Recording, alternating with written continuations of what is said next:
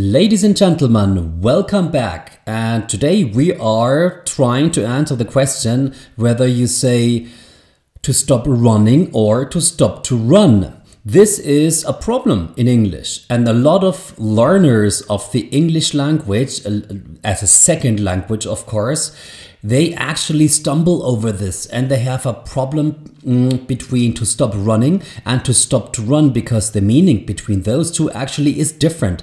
And you have to understand this only once, one time, and then you won't ever make that mistake again. So let's have a closer look. Let's say I have a sentence, I stopped smoking. Okay, it's an easy sentence, not a problem. So I have a subject, which is the I. I have a verb, which is stopped. So we have that in the past tense here. And then I have smoking, which is another verb, but it's not the past tense. We actually call this a gerund. It's not a progressive form. Well, it actually is a progressive form, but it's not a present progressive or a past progressive. It is a gerund. That's the first thing that is important. Now, when you say I stopped smoking, this means, I guess you can actually kind of hear and feel this.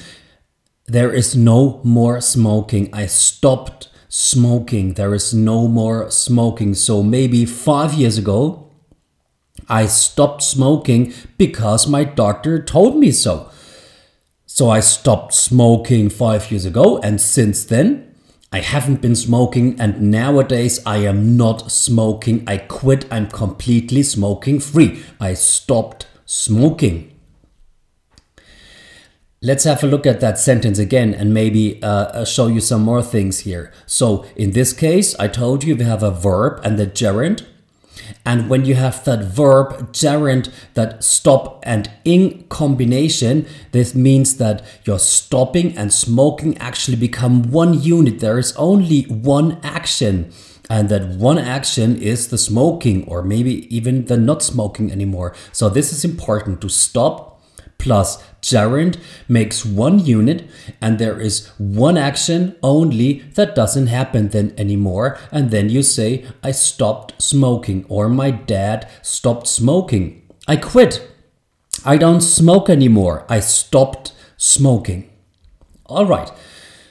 Let's have a look at that other thing. We have I stopped to smoke.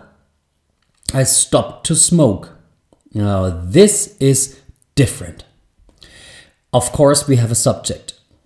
Of course, we have a verb, and it's in the past tense here again. And then we don't have our gerund. We have an infinitive. We know that this is the infinitive, which kind of is the basic form of the verb because of the to. Okay, to actually introduces my infinitive. I stopped to smoke. Now, what's the meaning of this? You can say sentences like these. After 5 hours on the road, I stopped to smoke. I stopped, let me read this a bit slower. After 5 hours on the road, I stopped to smoke because I couldn't wait any longer. Hear the difference between I stopped smoking after 5 hours on the road, I stopped smoking? That doesn't make sense, okay? But after 5 hours on the road, I stopped to smoke because I couldn't wait any longer. Which means that after 5 hours on the road, I stopped, there's no more driving, and then comes the smoking. No more driving, then comes the smoking. Again, I stopped to smoke. We have a verb and we have an infinitive. But here, it is not one unit as it was with the gerund. It is not one unit. It is two separate actions, two different actions. First comes the stopping, then comes the smoking. You can also say I stopped to ask for directions. Comes the stopping comes first, and then comes the asking for directions. It's not one unit, it's two separate actions. Let's have a look at those two sentences. Let me just take this direction thing and show you some more things here. I stopped to ask for directions is different from I stopped asking for directions. I stopped to ask for directions. I've been driving, then comes the stopping, then comes the asking. Okay, driving first, stopping then, and then asking. 3 different actions. I stopped to ask for directions. I stopped asking for directions means there is no more asking. There is no more smoking. There is no more asking. I stopped asking for directions. I don't have to ask for directions anymore. Before I did, then I stopped because I understood and where to go, okay? And so I stopped asking for directions. I stopped to ask for directions. Infinitive, 2, 3 actions. The stopping is in between. There is something before. I stopped asking for directions. Okay, no more asking for directions. Before I asked, but then there is no more asking for directions. And this is where the gerund, actually asking gerund, comes into the picture. One more example. I stopped to breathe. I stopped to breathe. Think about it. And think about I stopped breathing. I stopped to breathe. When can you say I stopped to breathe? Okay, maybe you've been running fast.